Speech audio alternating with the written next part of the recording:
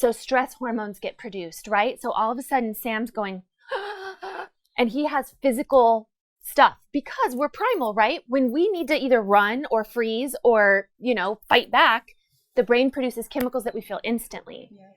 So then Sam gets sweaty palms, his breathing increases and shallows, and he's like, oh my goodness. Well, then he's fully convinced the class is laughing at him. But then he realizes Miss Smith fell on her, rear end and okay, that's why. But guess what? He still feels a little icky. Right.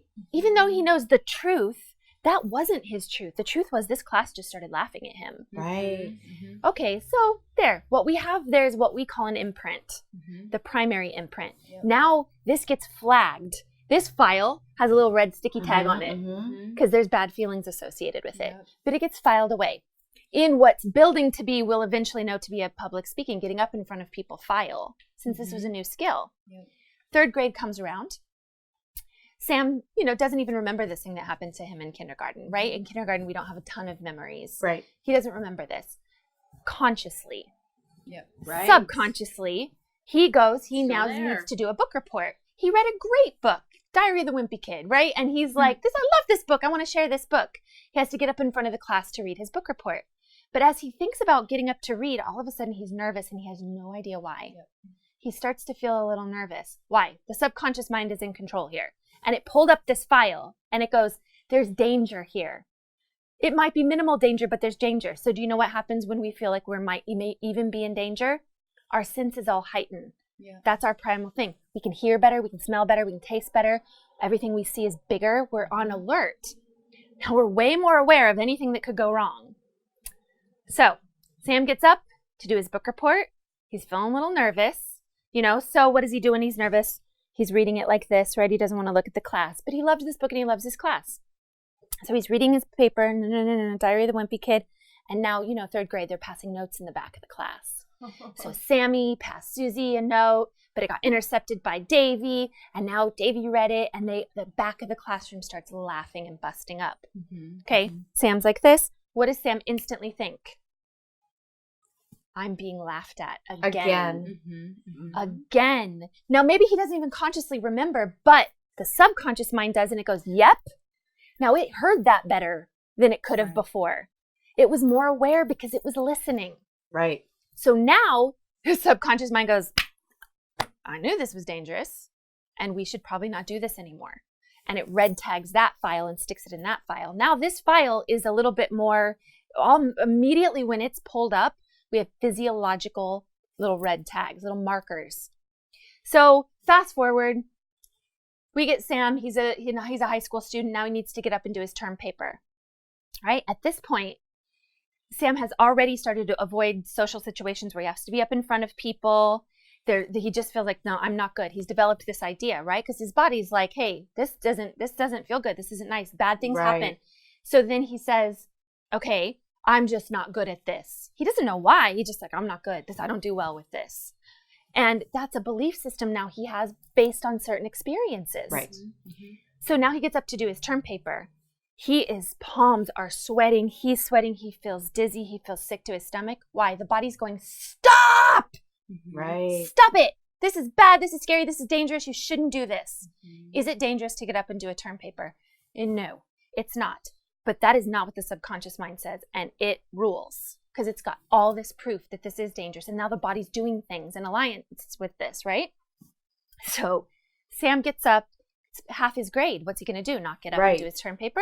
He gets up, and the body goes, nope. Sam goes and vomits all over the front of the class because the body is like, this ain't happening again. Right. And he vomits everywhere. Now Sam walks into my office. And he's got a full-blown fear of public speaking. But he doesn't even know why. Right? This affects his job. Like, he's now up for a promotion, but he's going to have to do presentations. Right. He's like, no, I couldn't do it. This affects his whole life, and he doesn't even know why. I don't even know why I have this fear of public speaking. I've had it my whole life. That's what he'll say. I've always been afraid to get up in front of people. Always. I was born that way. Sam was not born that way. Mm-hmm. But you're not going to be able, his subconscious mind is like, yep, we were born that way because we don't ever want to do this again. This is a dangerous event. That is what happens in our subconscious mind. And we have those little files for every single thing that we do. We walk into a room and a file folder gets pulled up. Someone pulls out a camera and a file folder, Yes. Someone raises their voice and a file folder pulls up. Everything we do. So we react, no matter how much we want to react in a different way, the subconscious mind goes, nope, this is what we're doing. Because it's what drives us. It's in control of what our body does.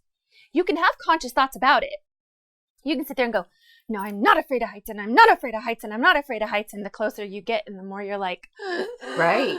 And the body goes, we are surely afraid of heights. Yep. And I will convince you of it. And the subconscious mind wins every time.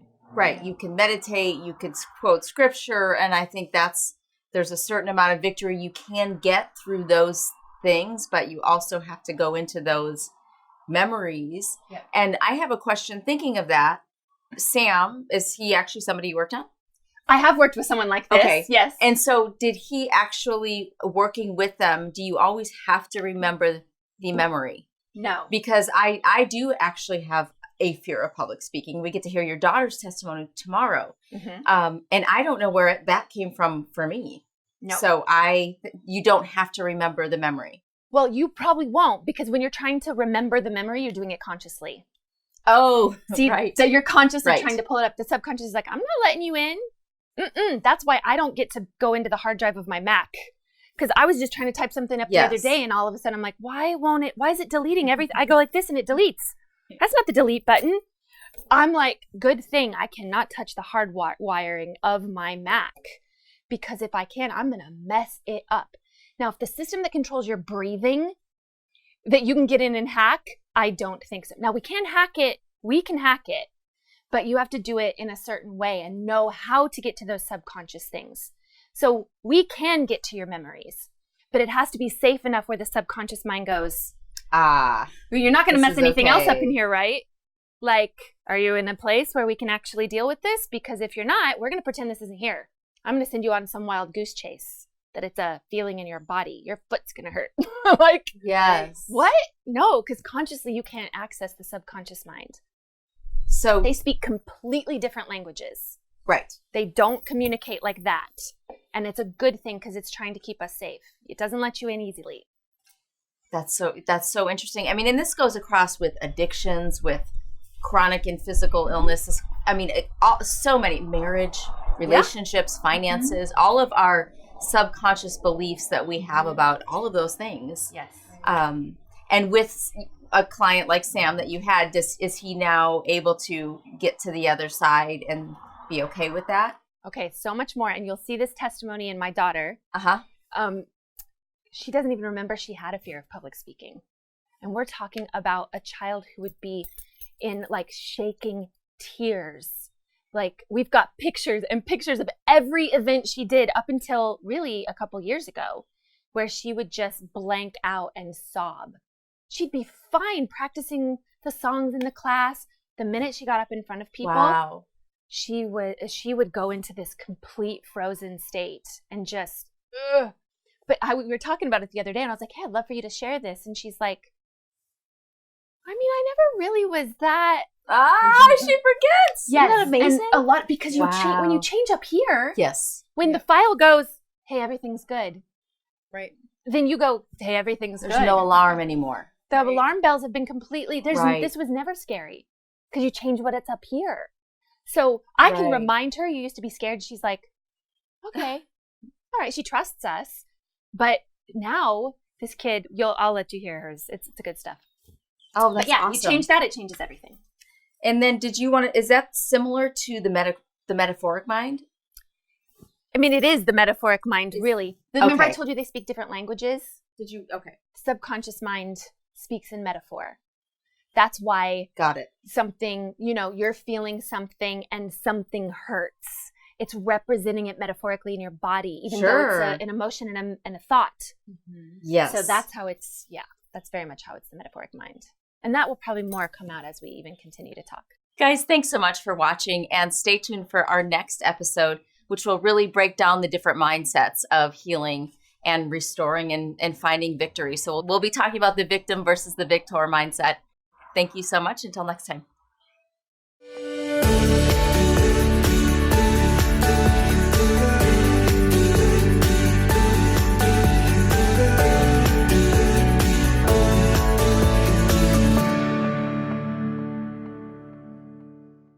With over 10,000 titles, it would be impossible for us to show you everything on pureflix.com. But let's give it a shot.